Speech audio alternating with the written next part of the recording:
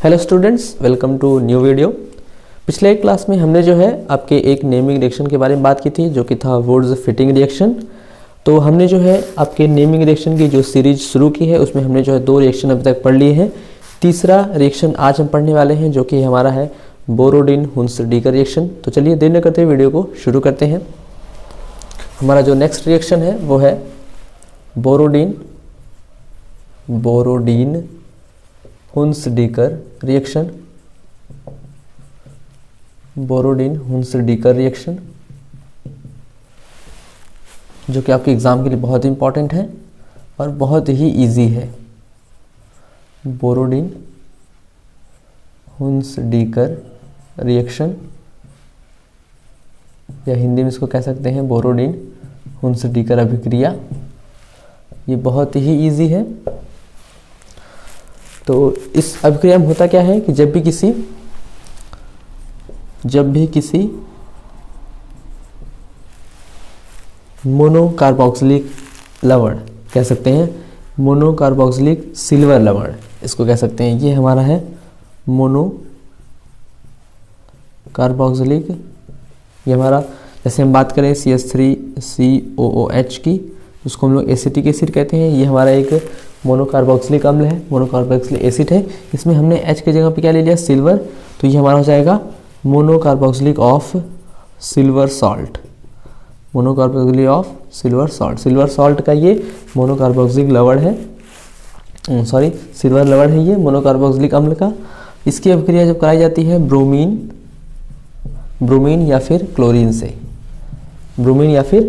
से, तो यहाँ पर होता क्या है कि इस अभिक्रिया में जो है हमारा एल्किल हैलाइड, यानी यहाँ से CH3 और Br यानी मेथिल ब्रोमाइड का फॉर्मेशन होता है।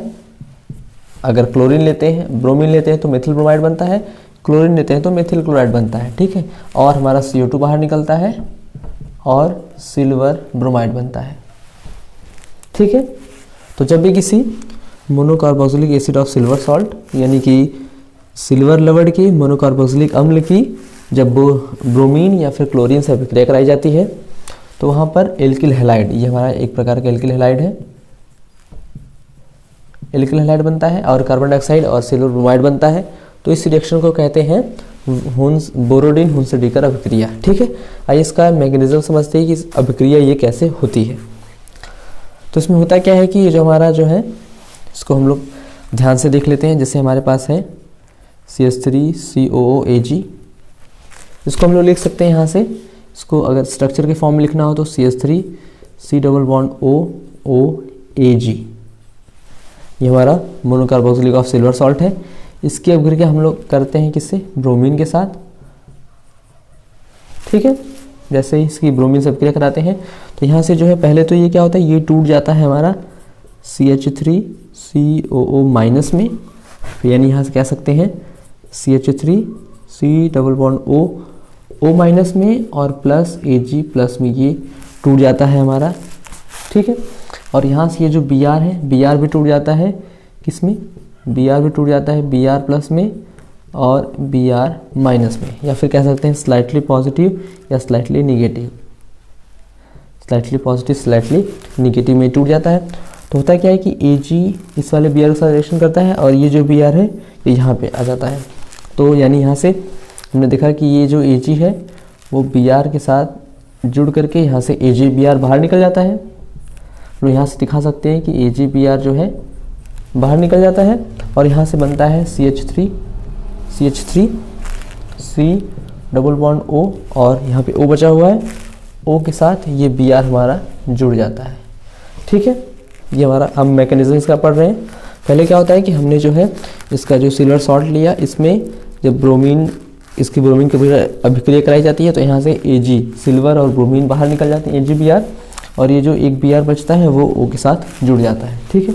नेक्स्ट स्टेप में क्या होता है, नेक्स्ट स्टेप में हमारा जो है यहाँ से ये ऑक्सीजन और ब्रोमीन अपना अपना इलेक्ट्रॉन लेकर के फ्री हो जाते हैं, यानी कि यहाँ पे फ्री रेडिकल बनता है।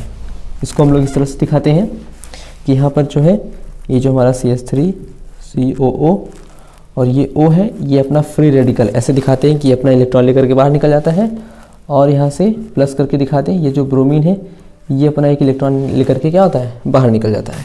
ठीक है, उसके बाद क्या होता है कि अगले स्टेप में यहाँ से बचता है CH3 COO और यहाँ से O, यहाँ पे ये जो हमारा इलेक्ट्रॉन बचा हुआ है। अब होता क्या है कि जैसे ही ये इलेक्ट्रॉन यहाँ पे शिफ्ट होता है, क्या होता है, इलेक्ट्रॉन यहाँ शिफ्ट होता है, ये वाला बॉन्ड जो है ये बॉन्ड टूट जाता है और यहाँ का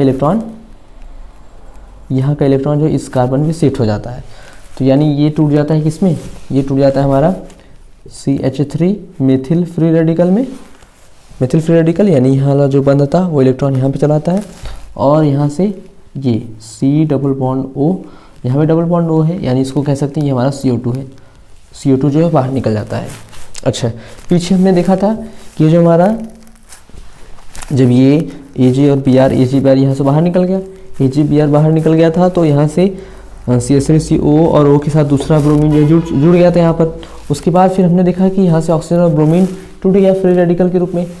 टूटने के बाद देख रहे हैं कि यहाँ पे एक ब्रोमीन ये बचा हुआ है। ठीक है, जैसे यहाँ पे ये दो भागों में टूटा तो ये वाला तो जो है यहीं पर है, ये ब्रोमीन बचा हुआ है। तो लास्ट में क्या होता है, जब ये मेथिल फ्री रेडिकल बनता है और ये ब्रोमीन क्या होता है, इसी के साथ जुड़ जाता है। यानी अगले स्टेप में क्या मिलता है, अगले स्टेप में हमारा मिल जाता है CH3Br। ठीक है, तो जब भी सिल्वर सॉल्ट की ब्रोमीन या क्लोरीन से रिएक्शन कराते हैं तो पहले तो सिल्वर ब्रोमाइड ही बाहर निकल जाता है, जो कि हमारे जो प्रोडक्ट में हमको मिल रहा है ये, तो सिल्वर ब्रोमाइड यहाँ से बाहर निकल जाता है। उसके बाद फिर ये दूसरा ब्रोमीन यहाँ पे जुड़ जाता है, और फिर ये दोनों अपना इलेक्ट्रॉन लेकर के अलग अलग हो जाते हैं, तो इसको कहते हैं फ्री रेडिकल। ये फ्री रेडिकल बन जाता है। ठीक है, उसके बाद फिर ये इलेक्ट्रॉन यहाँ पे जो है, अब ये इलेक्ट्रॉन यहाँ पे शिफ्ट होता है और ये बॉन्ड यहाँ पे टूट जाता है। तो इस तरह से यहाँ पे होता है और यहाँ पे मेथिल फ्री रेडिकल बनता है और यहाँ पे कार्बन डाइऑक्साइड अलग से बाहर निकल जाता है। ठीक है, फिर जो मेथिल फ्री रेडिकल है और यहाँ से ब्रोमीन है ये जुड़ करके बना लेते हैं एल्किल हैलाइड। तो आई होप आपको ये वीडियो पसंद आया होगा और ये रिएक्शन भी आपको अच्छी तरह से क्लियर हो गया होगा कि जब भी किसी मोनोकार्बोक्सिलिक ऑफ सिल्वर सॉल्ट की ब्रोमीन या फिर क्लोरीन से अभिक्रिया कराई जाती है तो यहाँ पर एल्किल हैलाइड का फॉर्मेशन होता है, कार्बन डाइऑक्साइड बनता है और सिल्वर ब्रोमाइड या फिर सिल्वर क्लोराइड बनता है। इस अभिक्रिया को कहते हैं बोरोडिन हुन्स-डीकर अभिक्रिया। तो मिलते हैं नेक्स्ट वीडियो में नए रिएक्शन के साथ। धन्यवाद।